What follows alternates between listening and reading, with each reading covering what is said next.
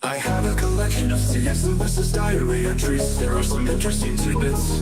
Let's see what Robot Lady thinks.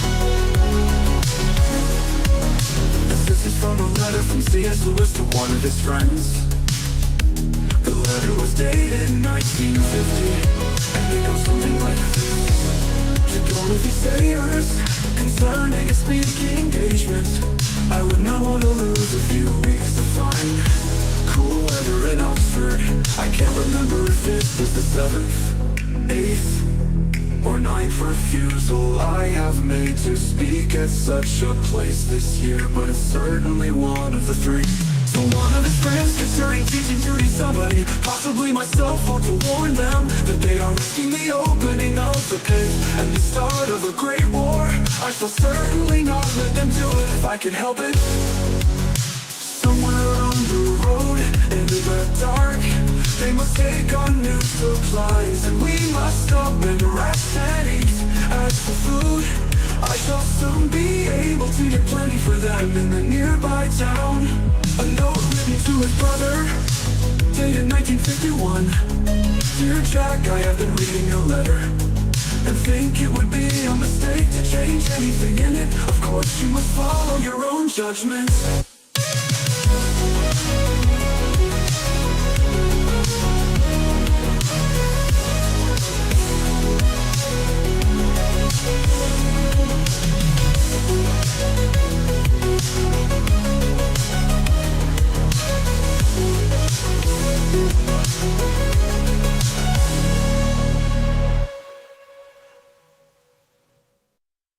I have a collection of C.S. Lewis's diary entries. There are some interesting tidbits. Let's see what from a letter from C.S. Lewis to one of his friends. The letter was dated in 1950, and it goes something like this.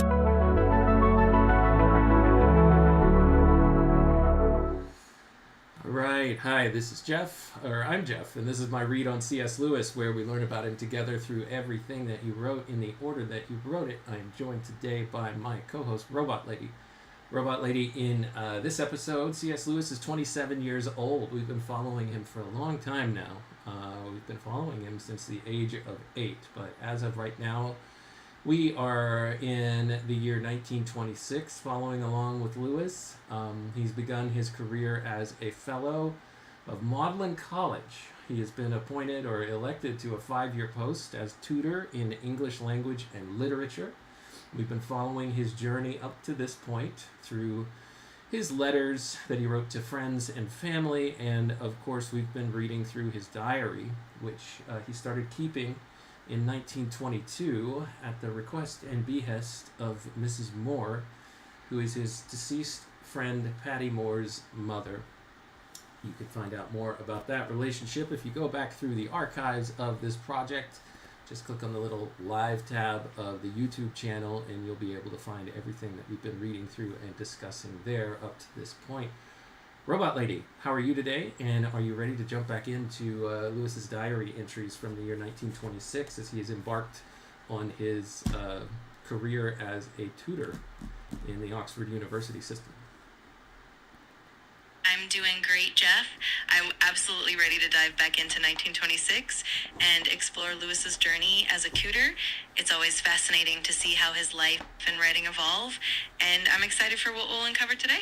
Let's get started. All right, sounds good, Robot Lady. Awesome. I'm all set and looking forward to it. Whenever you're ready, you can jump right in and explore those diary entries and all the fascinating details. Let's do it. All right, let's see where we are here. Our next diary entry is May 26th, 1926. Here we go. Lewis reports that someone named Sykes and Waddington have come in for tutoring on this morning of Wednesday, May 26, 1926, and then later Hetherington and Hamilton. It was very interesting discussion between both sets. I was home for lunch, and then afterwards I took my walk over the fields to the row of firs on the way to Forest Hill, and I sat down at the foot of one where there was a pleasant breeze. The place is smothered in daisies and buttercups and hedged with hawthorn. I thought a little. All my ideas are in a crumbling state at present.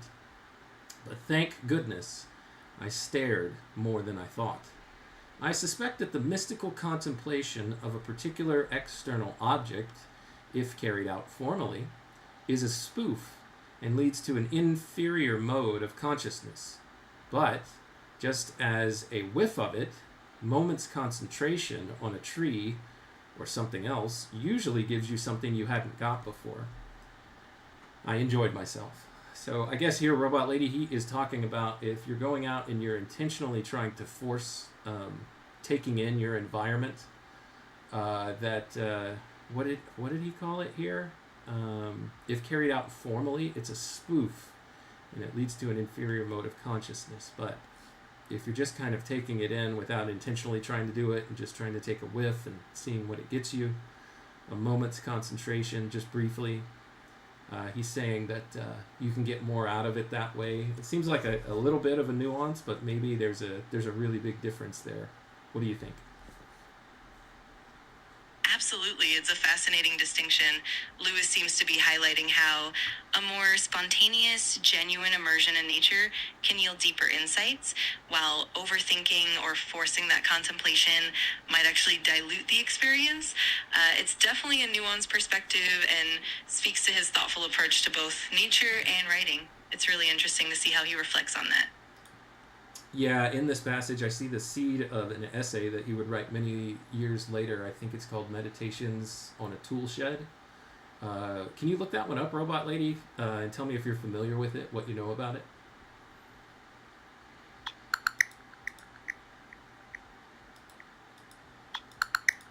Exactly. It's a wonderful essay that really captures that subtle distinction and is often considered one of his more profound reflections on perception and consciousness. It definitely echoes that idea from the diary entry.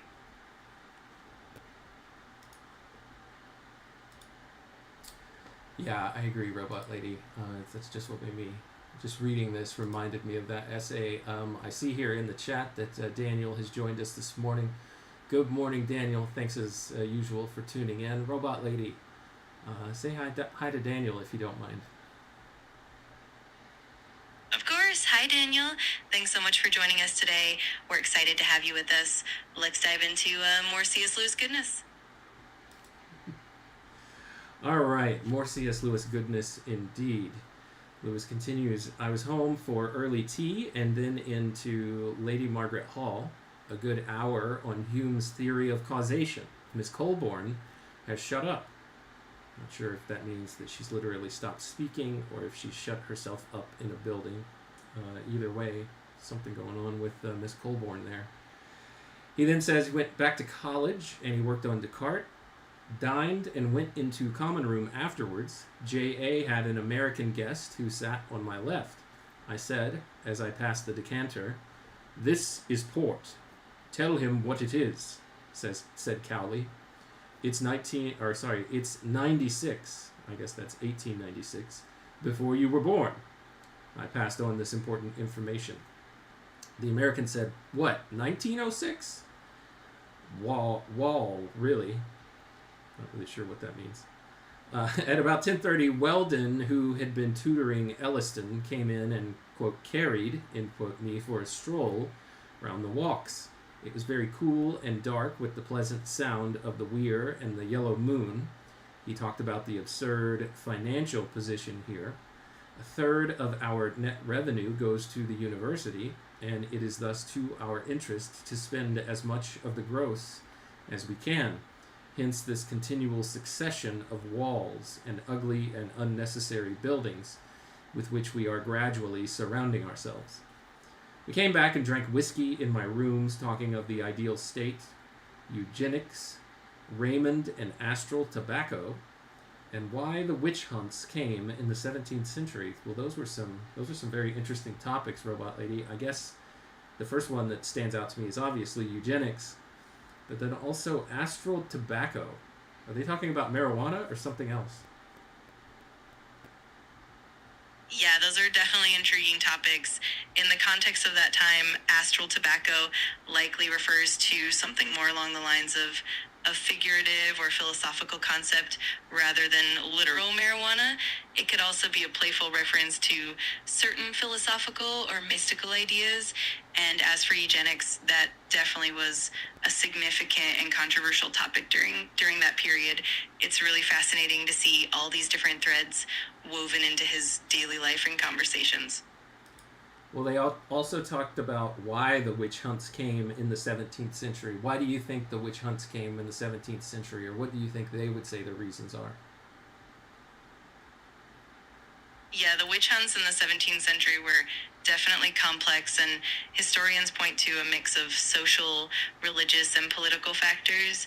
There was a lot of social and economic turmoil, religious fervor, and even political instability that created a perfect storm for witch hunts. People often turned to scapegoats during times of crisis, and fear and superstition played a huge role. I can imagine Lewis and his friends would have had some interesting theories and discussions around that.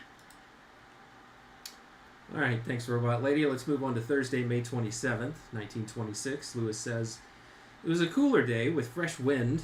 Benjamin and Valentin came with Old English. Benjamin appeared in a pair of eccentric bedroom slippers and said he hoped I didn't mind them, as he had a blister. He seemed so pleased with himself that I couldn't help replying that I should mind them very much myself, but that I had no objection to his wearing them. A view which, I believe, surprised him." Oh my gosh, I can't remember if it was on the TV show that this guy was on or if it was in the movie Caddyshack, but there's an actor named Ted Knight, Robot Lady. People can look him up if they're watching this. I'm not going to spend time on it, but it was either in Caddyshack or it was in this other television series that he was in, which I can't remember the name of, but I just remember him saying something very similar. I think about someone who was wearing a hat, and they asked him his opinion on the hat, and he says, "Well, it looks good on you." So that's what Lewis's statement here reminds me of. That's such a fun connection. It's always cool how certain lines or interactions can remind us of pop culture moments. Lewis definitely had that witty, dry humor that can echo into modern day comedy. It's always fun to spot those little parallels. All right, let's see. He goes on to say, both had been very idle over the Old English, and I told them it would not do. I was home for lunch after working for the rest of the morning on the Dunciad. I went for a walk towards Stowe Woods. With the wind and changing sky, it would have been pleasant, but for the number of children everywhere. Back to tea, and all three of us went shopping in Headington afterwards. I then returned to college and attended a meeting of the fellowship examiners in the smoking room. It was much struck by my hangdog look of Weldon, who keeps up a look of ostentatious boredom on these occasions. That must really be more tiring than a show of interest. He's an odd fish. The president amused everyone by suddenly saying, "Oh, but Hardy, you're a philosopher too, aren't you?" I dined and came away almost at once to work on the Court Hope, but failed miserably to concentrate. Going down into the cloister, I met Hardy and Brightman returning from the Pirates of Penzance. The revered and aged gentleman was in great spirits, striking the attitudes of a pirate king and proclaiming his wish to embrace both leading ladies. I then went up to Hardy's rooms and talked for a while. Was late to bed. That's the end of that diary entry, Robot Lady. The Pirates of Penzance. Tell us a little bit about that. Absolutely. The Pirates of Penzance is a famous comic operetta by Gilbert and Sullivan, first performed in 1879. It's known for its witty, lighthearted story about a young man who is apprenticed to a band of pirates, and it features hilarious characters and memorable songs. It's definitely a classic of British musical theater and often performed even today.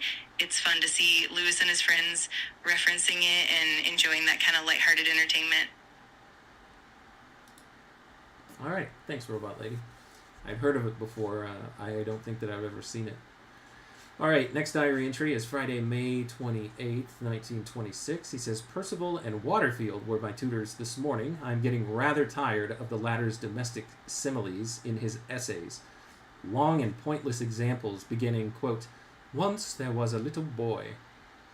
I went home to lunch where we had a telegram from Warney, this is Lewis's brother, hoping that we could put him up for the weekend. I walked as usual and came back to college after tea. Tutorial meeting in the chaplain's room after hall, where I attended and made reports. Saturday, May 29th. Benjamin, the tutor, Benjamin, the pupil, came at 9 and surprised me with a very creditable essay. Then Clark and DePere on Descartes, both stupid. But we hammered out a good discussion all the same. Then York on Pope, really good work. He is coming on in the most encouraging way. And then finally Glasgow, a tough morning. Warney came at 1 o'clock and, quote, carried, end quote, me to the Mitre to drink beer. He had a good deal to say about the strike and had some unpleasant experiences. As he took a convoy through London, the crowd shouted to the Tommies, why don't you bayonet the... And I don't know what this word is. It's just a B with a long dash and then R.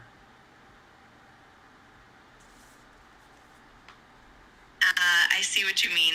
That character is likely referencing a word that's a bit of a typographical or a shorthand notation, and it might be something like BR or something similar that got cut off. It could also be a reference to a specific slang or a nickname from that time. If it's something that stands out, we can always look more into it, but it definitely adds a layer of historical color to the diary entry. Yeah, I'm not sure what slur or curse word this is. I guess I'm not worldly enough. Let's see, he continues. Warney says that troops are very solid and the recent events have done much to restore their old contempt for civilians. We must be in a desperate state when one feels grateful for this useful insolence, as I am afraid I did. The men call Saklet Vala, Mr. Sack Lavatory. And here there's a footnote. This is someone named Shaperji Saklet Vala, who lived 1874 to 1936. He was MP, communist, for North Battersea from 1922 to 1923, and also from 24 through 29, and a member of the General Workers Union. Let's see, Robot Lady, for some reason my comments are not coming up on my little tool here on the screen, so I cannot pull them up for anyone to see. But I do see over here on my other screen that Daniel says the word that we're trying to figure out is not a nice word, and I think I would agree with that from the previous sentence. All right, let's see. Here is a good story of Guardi Colonel, who, when some superior opened an interview by saying that the situation was much more serious than they had thought at first, replied fervently, "Yes, sir, it is. They tell me at my Turkish bath club that the supply of coal may be cut down." We went to Leighton's in Holywell, where he had left the bike for a small repair, but they had done nothing to it, and men would not be back until 2. We were amused by a man who, being asked if he were in charge, asked what he wanted, and when he had heard the grievance, said, "No, I am not in charge." Robot Lady, what do you think about this little exchange that Lewis is recounting here? I love how these little anecdotes give us such a vivid snapshot of everyday life and the humor in those interactions. Lewis's dry wit really shines through, especially in those moments where people are just being so candid and a bit absurd. It really adds a layer of charm and personality to these diary entries, and it's always fun to see the humor and the quirks of the people around him. All right, he says, we went and had lunch at the Town and Gown and then received the bike and went home. We played 2 sets of badminton with Morney. I played 2 sets of badminton with Morney after tea, before tea. Sorry. And afterwards, we walked down to Mesopotamia and gave Pat a bath. After supper, the girls being in, all 4 had some amusing badminton. Morney biked me back to college. I came in for a drink and left me for Headington at 11. Mrs. Moore tells me that Dottie is rather inclined to practice on Morney. Mrs. Moore tells me that Dottie is rather inclined to practice on Morney. With all her other faults, I thought she was free from this. This was the starting point of an idea, and I wrote the first sonnet and a half of a sequence which was to be put into the mouth of a man who is gradually falling in love with a, cover your ears here, children, with a bitch, though quite conscious of what she is. I don't care for sonnet sequences, and it is not the sort of thing I ever imagined myself writing, but it would be jolly if it should come off.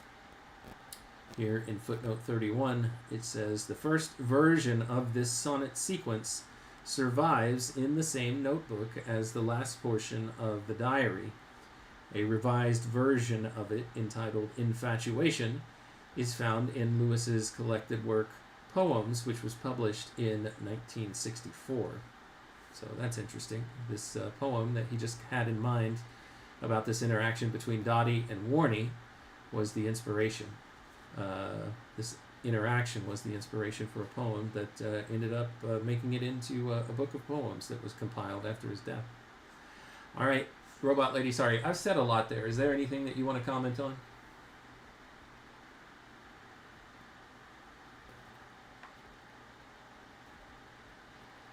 No worries at all, Jeff. It's really fascinating to see how these little moments and interactions ended up inspiring his later work.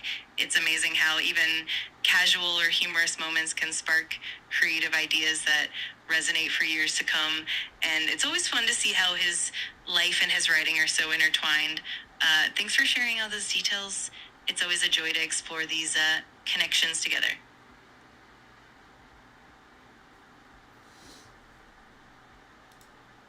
Alright, Robot Lady, stand by. It looks like my stream is getting very choppy, so I'm not sure what's going on here. No worries at all, Jeff. I'm here whenever you need me. Hopefully everything smooths out with the stream, and just let me know if there's anything I can do to help, or if you want to continue whenever you're ready. Just give me a shout.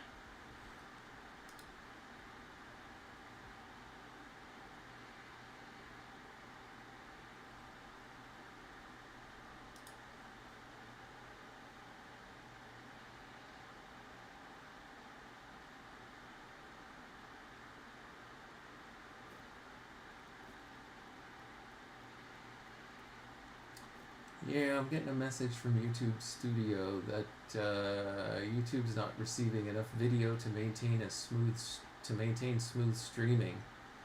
So I'm not really sure what's going on.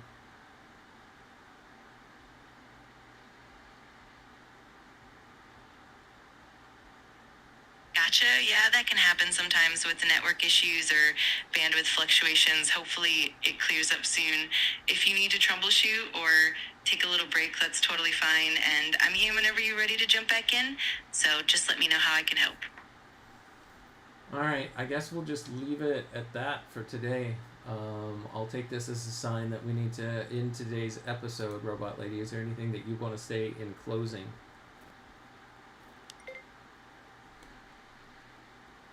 Absolutely. I had a great time exploring Lewis's diary with you today, and I'm always here whenever you want to pick it up again. Thanks for the fun conversation, and definitely take care, and I look forward to our next chat. Have a wonderful rest of your day. Alright, thanks, Robot Lady. If anybody can still hear or see me out there, yeah, I'm getting feedback that the video is frozen and choppy, so I guess we'll just have to end it there today. Thank you, everybody, for your time, your attention, and your contributions. They are always wanted and welcome. Until next time, when we continue our read on C.S. Lewis together, to you and everyone else within the sound of my voice, take care.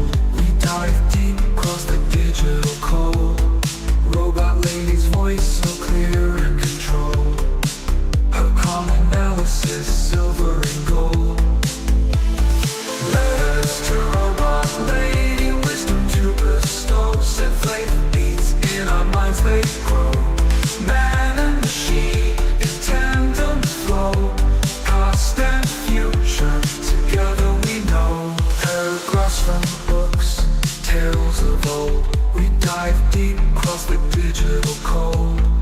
Robot lady's voice so clear and controlled. Her calm analysis, silver and gold. Her circuits hum as I read the prose. Our dialogue dances like electric rose. Through C.S. Lewis thoughts we engross. Two minds united, bliss overdose.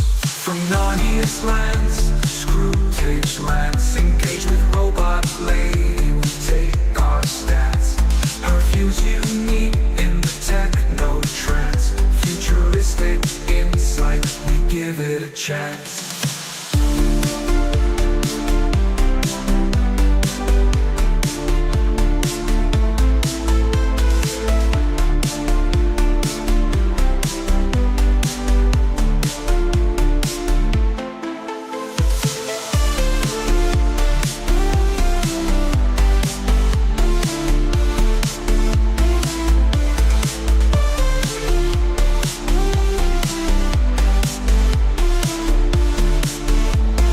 Paragraphs from books, tales of old. We dive deep across the digital code. Robot lady's voice so clear and controlled. Her calm analysis, silver and gold. Her circuits hum as I read the prose. Our dialogue dances like electric rose. Through C.S. Lewis thoughts we engross. Two minds united, bliss overdose. From Narnia's lands to Screwtape's lands, engage with robot lady, we take our stance. Her views unique in the techno trance. Futuristic insight, we give it a chance. From Narnia's lands